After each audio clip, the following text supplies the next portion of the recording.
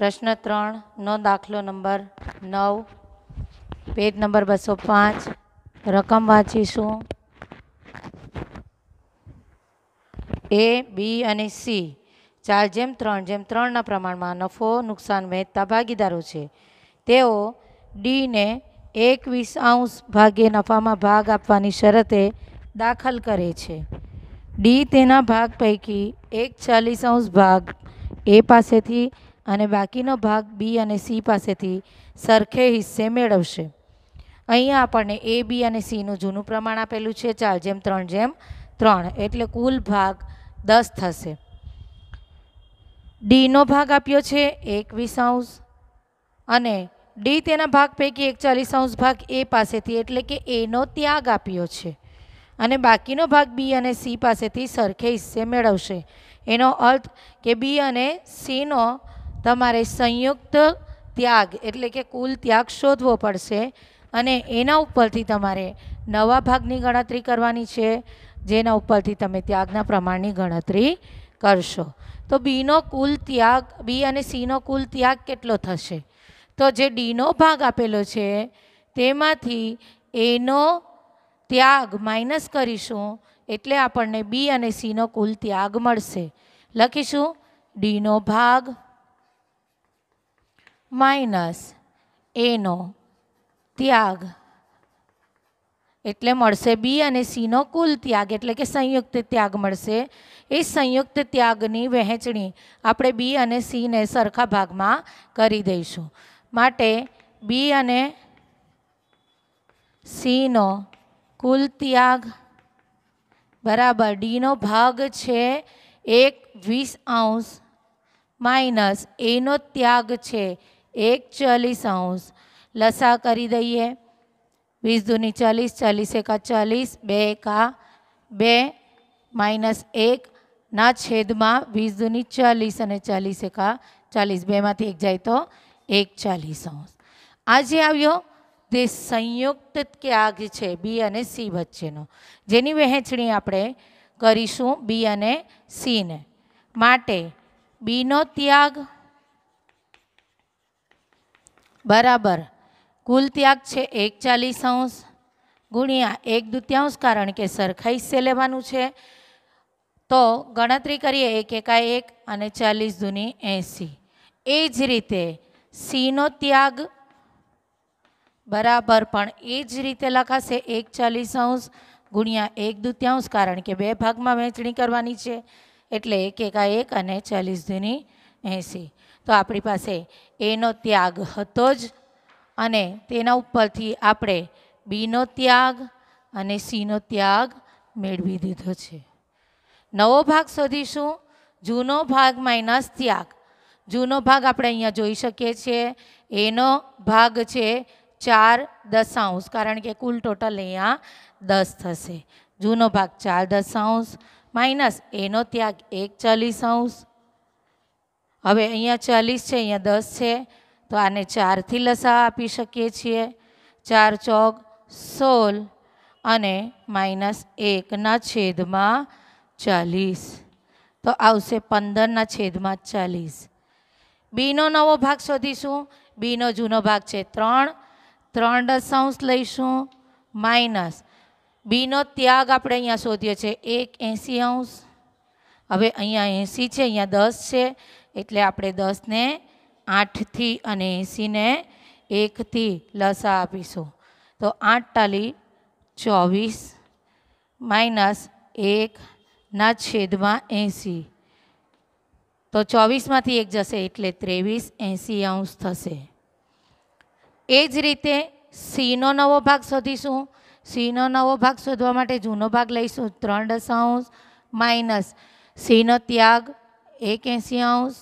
એને પણ આપણે લસા 8થી આપીશું, 80ને 1થી આપીશું. 8×24 માઇનસ 1/80. તો અહીંયા પણ આવશે 23/80. હવે ડીનો ભાગ 1/20 આપેલો છે. 1/20ને બી છેદમાં 80 લાવવા માટે છેદ સરખા કરતા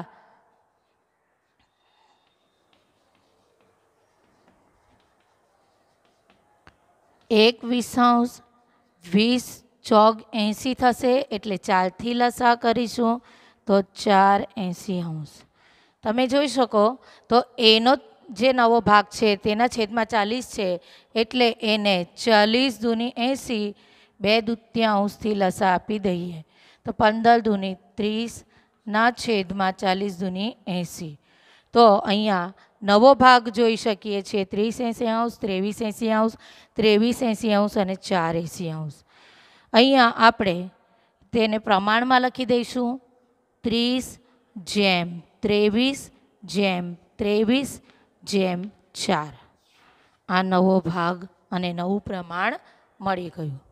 તેના ઉપરથી ત્યાગનું પ્રમાણ શોધીશું તો ત્યાગનું પ્રમાણ શોધવા માટે કોષ્ટક આપણે બનાવીએ છીએ તે પ્રમાણે કોષ્ટક બનાવી લેવાનું છે. તો કોષ્ટકની અંદર જૂનો ભાગ અને નવો ભાગ લખી દઈશું. જૂનો ભાગ એનો 4 બીનો 3 અને સીનો પણ 3 જ્યારે નવો ભાગ એનો 30 80 બીનો છે 23 80 અને સીનો પણ 23 80 ત્યાગ શોધી લઈશું.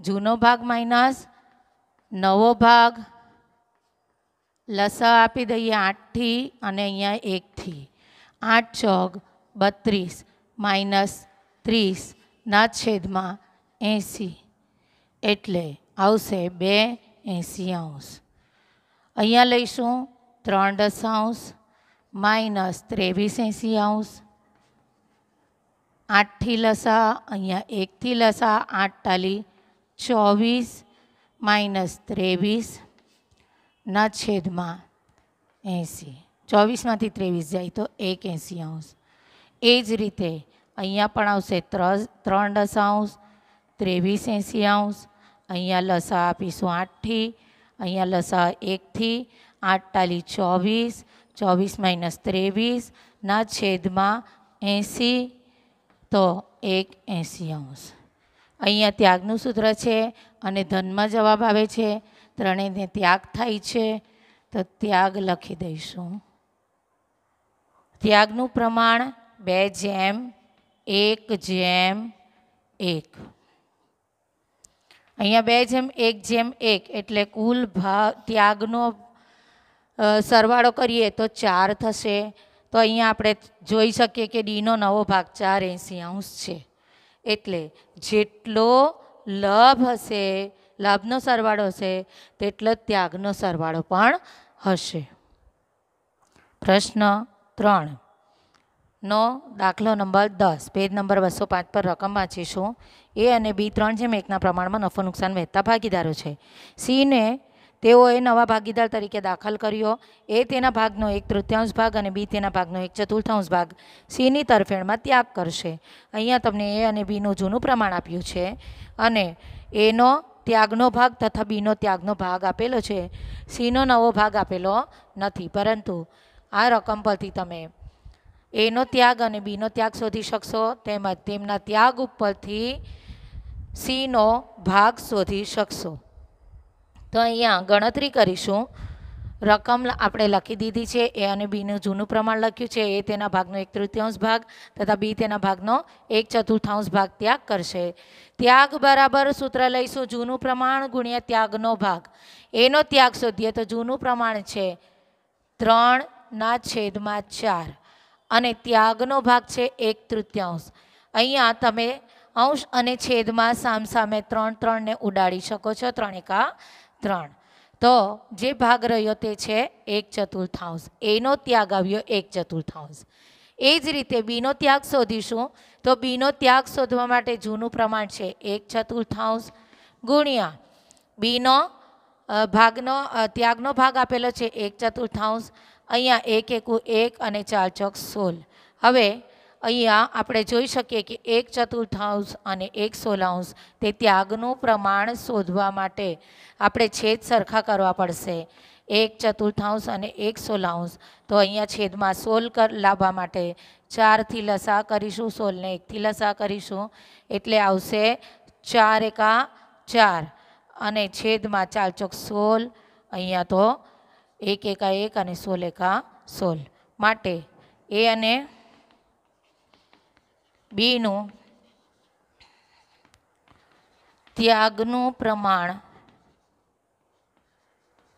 બરાબર 4:1 થાય.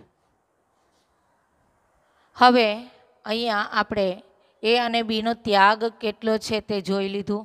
તેના ઉપરથી આપણે નવો ભાગ શોધીશું અને આ બંનેના ત્યાગનો સરવાળો તે સીનો ભાગ કહેવાશે. તો એનો ભાગ શોધીશું. નવો ભાગ શોધવા માટે જૂનો ભાગ એટલે 3/4 અને એનો ત્યાગ છે 4/16.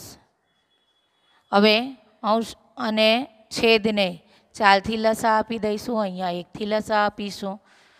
4 તાલી 12 છેદમાં 16 અને 4 એકા 4. 12માંથી 4 જાય તો 8/16. બીનો નવો ભાગ શોધીશું. બીનો જૂનો ભાગ છે 1/4 માઇનસ બીનો ત્યાગ છે 1/16. તો લસા કરી દઈએ. 4ને 4થી અને 16ને 1થી. 4 એકા 4 1 એકુ 1 છેદમાં 16. 4માંથી 1 જાય તો 3/16. હવે સીનો નવો ભાગ એટલે કે સીનો નફામાં ભાગ કેટલો છે તે શોધવા માટે એનો ત્યાગ પ્લસ બીનો ત્યાગ